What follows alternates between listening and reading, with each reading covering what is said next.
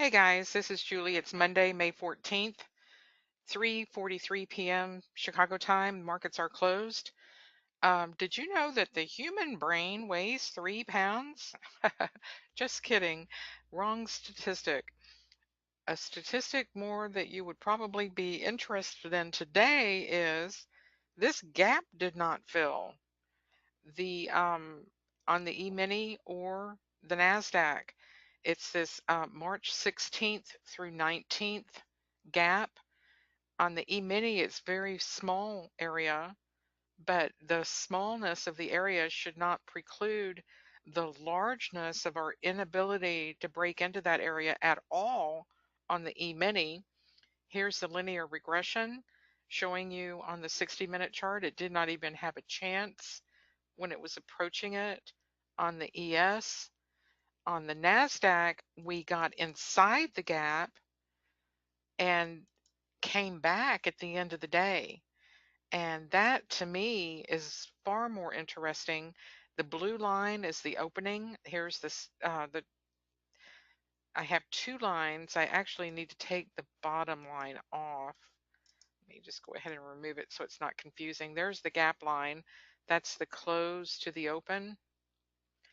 And we have a 3/4 gap fill.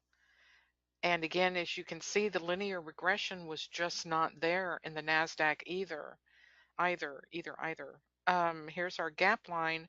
We came up overnight, came back, tested it, and then took off again. Today we had some really bullish 30-minute candles, and I thought for sure going into lunch when it started weakening that, we would come back from lunch and then resume. Well, the resumption never happened. We sort of got a fake out and then a reversal. So the markets are correlating, and the correlations are to the downside. This came back all the way and ended at the underneath the gap line. Not good. Not a good sign at all on the NQ. So we failed to fill the gap.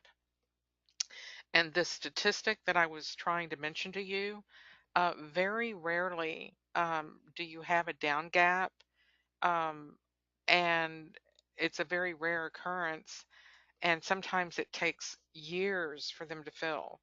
So if these both fail, like if we have a bad retail sales number, I think that's what the market is waiting for tomorrow, is our retail sales report number.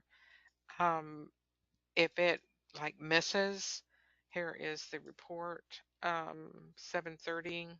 Oh, sorry, tomorrow. We're expecting 0.4.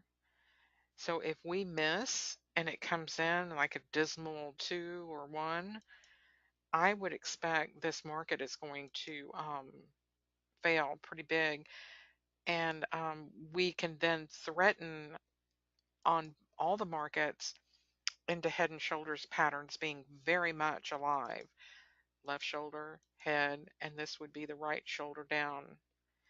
But if we get a good positive retail sales number, then we can break above and fill the rest of this gap and continue climbing for this economic expansion, which makes more sense considering the scope of the tax legislation, the repatriation of money, the growth, the stimulus that's hitting the markets. It makes no sense for me at all logically to think that this is going to come down and make head and shoulder patterns on the NQ or the ES. It just does not make sense.